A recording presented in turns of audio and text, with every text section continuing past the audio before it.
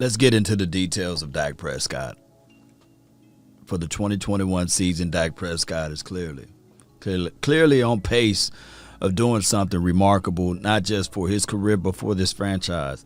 And having a staple piece like Dak Prescott means a lot. We know last year we were saying, hey, look what Dak Prescott is doing. And can you imagine if he played the entire season, what would happen to CeeDee Lamb? What would happen to Dalton Schultz? Those guys was on a rise last year.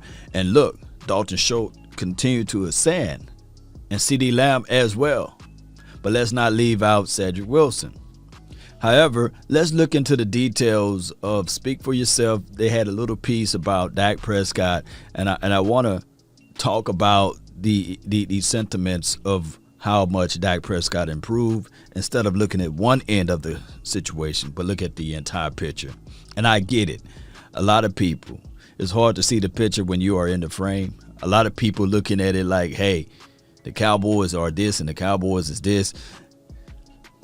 Just pay attention. Let's pull this up right quick. Bear with me. Yeah, right here. Look, I'm going to give you some marital advice. And obviously you need it because you're still on the other side of the ocean, trying to swim your way to shore to find who is yours. I'm listening.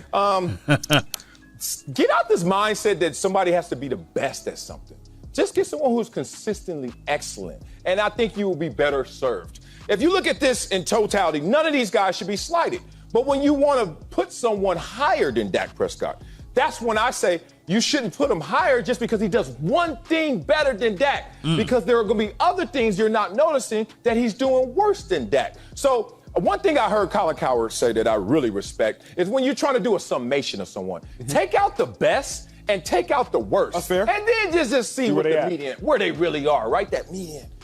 Dak Prescott, if you do that, it's not even a conversation. But when you want to say, well, there's one thing that he can't do better than someone else, I'm going to now combat that with so many things that he does as well, if not better than them. That's the conversation. Yeah, so that's them talking about that, Cowboy Nation. Here's the thing, and shout out to Speak for Yourself. Marcellus Wiley, busting Emmanuel Archer all across the head. He's right. When you have a solid player like Dak Prescott, the ability to elevate the teammates, to be an even keel, to say the right things on and off the field, that goes a long way.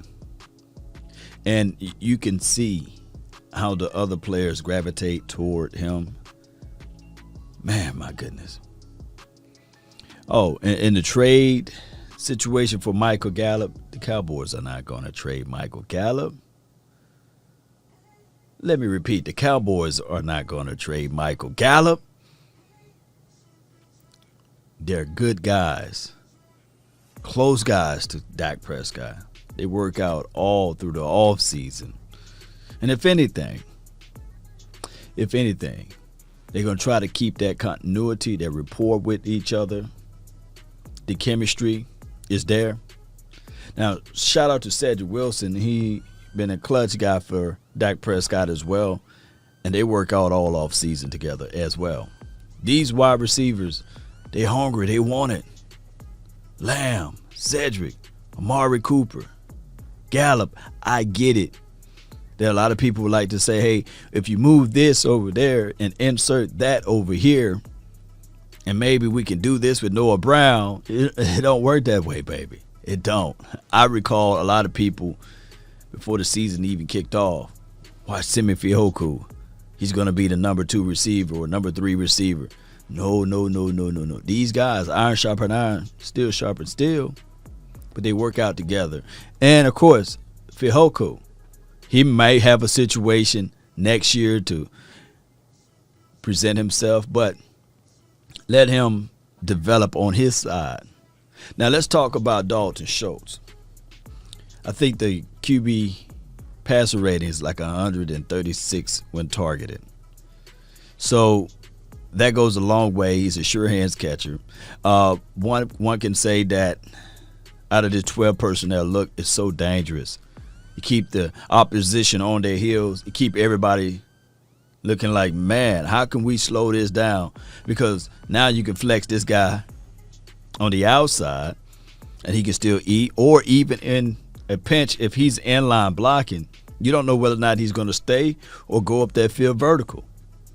It's creating that mismatch that goes a long way for this team.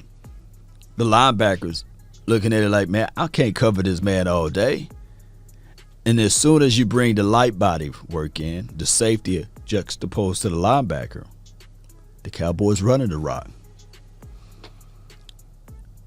The mind of Kellen Moore to be able to utilize the drawing up of the plays. Now, of course, you got to have you a distributor like a Dak Prescott. Distributes everything to the mastermind of the offense. But these guys are stepping up. And I believe that at the end of this year, you got to figure out a way to pay good old Dalton Schultz. You do. you got to, because he's such a weapon. And I know that you probably can find another tight end, but the continuity goes all the way back to what I was talking about earlier. It's hard to find that continuity, the establishment, and the understanding without even calling the play. Dak Prescott is comfortable enough to give Dalton Schultz a certain look and say, hey, do it this way. Now, can he establish that? Can he establish that with someone else? Yeah, he can. Right? He can. He can flat out do it just like that. But when you look at football, and when you got a good thing going, you try to hold on to that good thing. And like I said in my previous video on my live feed, the Cowboys must figure out a way to hold all of those things in their back pocket. Kellen Moore, we can't let you go. Oh, excuse me. Dan Quinn, we can't let you go. We got to establish this team all together with consistency. And that's the thing with Cowboys. Once we start doing things good, then other teams and other organizations try to pick out, let me pull this from the Cowboys. Let me pull that from the Cowboys. So, Dak Prescott, this is his best season so far. So far, starting off the gate, every year he improved. Even if you look at his metrics from Pro Football Focus. Now, when we think about Dak Prescott, yeah, we can look at Pro Football Focus and look at his passing grades. This is his highest ever. Highest ever.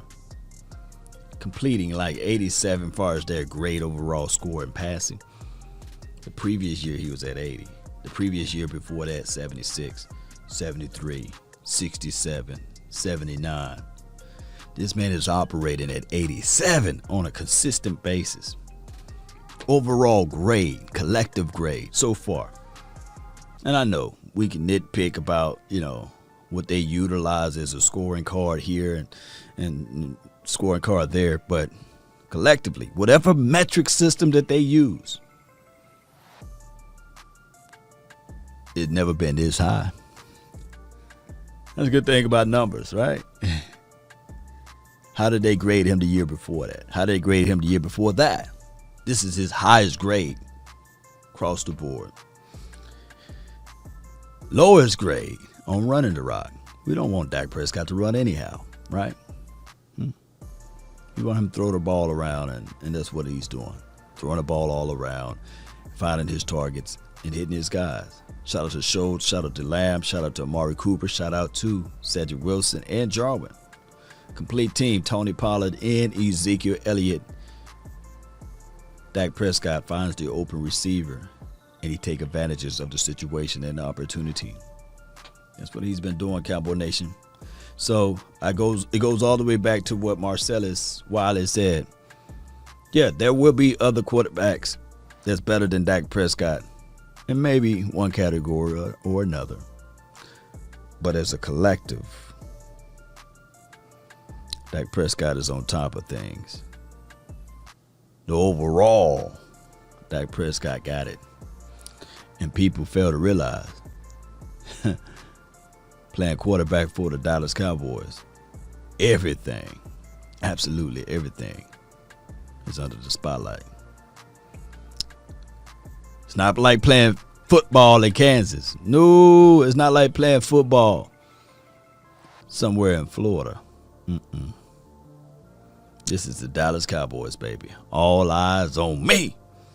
That's been my time. I really thank you all for yours. And remember, you're listening to nothing but the best. Go Cowboys. Let's go.